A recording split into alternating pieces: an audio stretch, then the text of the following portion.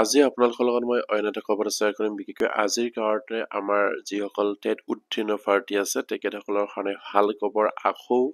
অসম চৰকাৰে ৪,৫০০টা LPMৰ নতুন পদৰ কাৰণে তেখেতসকলে ভেৰিফিকেশ্যনৰ দিন তাৰিখ তেখেতসকলে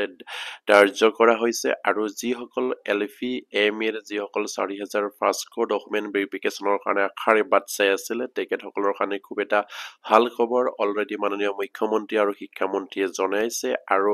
আপোনালোকে স্ক্ৰীনত হয়তো নিশ্চয় প্ৰত্যক্ষ কৰিছে আমাৰ শিক্ষামন্ত্ৰীগৰাকীৰ ফেচবুক পেজত তেখেতসকলে সেইখিনি পাব্লিছ কৰিছে ইয়াত লিখিছে elementary education will be beginning the document verification for requirement of LP and UP teacher again 4,500 vacancy if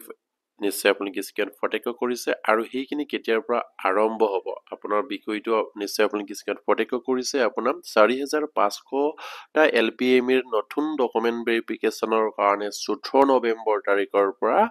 আপোনাৰ ডকুমেণ্ট ভেৰিফিকেশ্যনৰ কাম আৰম্ভ হ'ব বুলি অলৰেডি মাননীয় মুখ্যমন্ত্ৰী আৰু শিক্ষামন্ত্ৰীয়ে ঘোষণা কৰিছে নিশ্চয় আপোনালোকে স্ক্ৰীনত প্ৰত্যক্ষ কৰিছে ইয়াত লিখিছে document verification for 4,500 LP and UP post beginning 14 November 2025 ইয়াত উল্লেখ কৰিছে আপোনাৰ 14 নৱেম্বৰৰ পৰা ৪,৫০০টা LP UP আপোনাৰ টেট কোৱালিফাইড যিসকল আপোনাৰ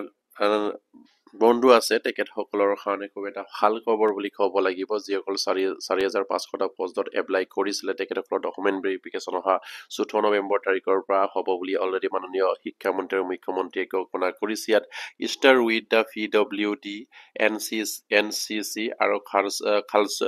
cultural certificate holder general candidate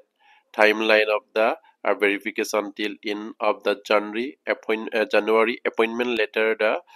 planted from the February 2026 ইয়াত উল্লেখ কৰিছে তেখেতসকলে আপোনাৰ টাইমলাইনটো তেখেতসকলে ইয়াত দিছে আপোনাৰ আমাৰ যিখিনি আপোনাৰ ভেৰিফিকেশ্যন হ'ব সেইখিনি আপোনাৰ জানুৱাৰীলৈকে শেষ হ'ব আৰু তেখেতসকলৰ এপইণ্টমেণ্টবিলাক আপোনাৰ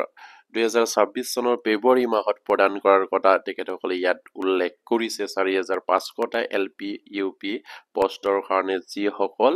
আপোনাৰ কেণ্ডিডেটে এপ্লাই কৰিছিলে তেখেতসকলৰ কাৰণে ভাল খবৰ 14 নৱেম্বৰৰ পৰা এই ডকুমেণ্ট ভেৰিফিকেশ্যন আৰম্ভ হ'ব আৰু এই ডকুমেণ্ট ভেৰিফিকেশ্যন আপোনাৰ 14 নৱেম্বৰৰ পৰা আৰম্ভ হৈ আপোনাৰ জানুৱাৰী মাহত শেষ হ'ব আৰু তেখেতসকলৰ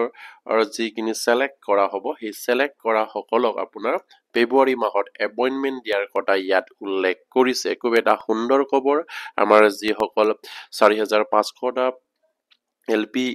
UP ME পদৰ কাৰণে যিসকল টেট উত্তীৰ্ণ প্ৰাৰ্থীয়ে এপ্লাই কৰিছিলে তেখেতসকলৰ কাৰণে সুন্দৰ খবৰ বুলি ক'ব লাগিব ভাল খবৰ ৪,৫০০টা পষ্টৰ কাৰণে এপ্লাই কৰা যিসকল আপোনাৰ কেণ্ডিডেট আছিলে 14 নৱেম্বৰৰ পৰা আৰম্ভ হৈ আপোনাৰ সেই ভেৰিফিকেশ্যনটো চলি আপোনাৰ জানুৱাৰী মাহত শেষ হ'ব আৰু জানুৱাৰী মাহত শেষ হোৱাৰ পাছত তেখেতসকলক আপোনাৰ ফেব্ৰুৱাৰী মাহত আপোনাৰ এপইণ্টমেণ্ট দিয়াৰ প্লেনিং কৰিছে বুলি অলৰেডি শিক্ষামন্ত্ৰীগৰাকীয়ে বা অসম চৰকাৰে জানিবলৈ দিছে আৰু 40গৰাকী টেট উত্তীৰ্ণ বা ৪,৫০০টা পদৰ কাৰণে এপ্লাই কৰা যিসকল প্ৰাৰ্থী আছে তেখেতসকলে এইখিনি খবৰ পাই